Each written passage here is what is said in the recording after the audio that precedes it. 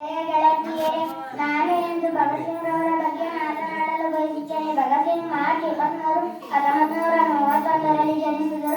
ಭಗತ್ ಸಿಂಗ್ ರವರು ಅವರ ತಂದೆಯಾದ ಚಿಕ್ಕಪ್ಪನವರ ಪ್ರಭಾವದಿಂದಾಗಿ ಚಿಕ್ಕವನಿದ್ದಾಗಲೇ ಸ್ವಾತಂತ್ರ್ಯ ಹೋರಾಟದಲ್ಲಿ ಧುಮುಕಿದರು. ಮುಂದೆ ಗಾಂಧೀಜಿಯವರ ನಾಯಕತ್ವದ ರಾಜೀಪರ ಸಿದ್ಧಾಂತ ಅವರಿಗೆ ಒಪ್ಪಿಗೆಯಾಗಲಿಲ್ಲ.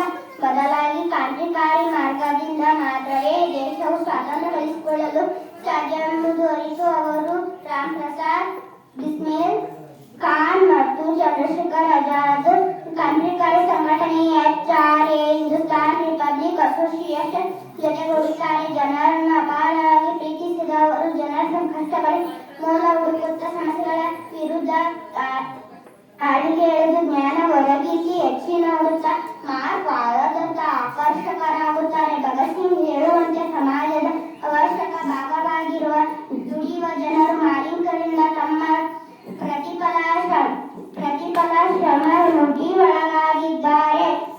ಧಾನ್ಯ ಬೆಳೆಯುವ ರೈತ ತನ್ನ ಕುಟುಂಬದೊಂದಿಗೆ ಉಪವಾಸದಿಂದಿದ್ದಾನೆ.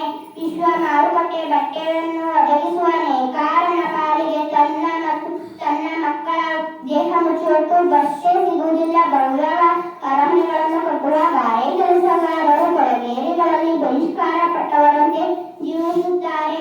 ಇಷ್ಟು ಹೇಳಿ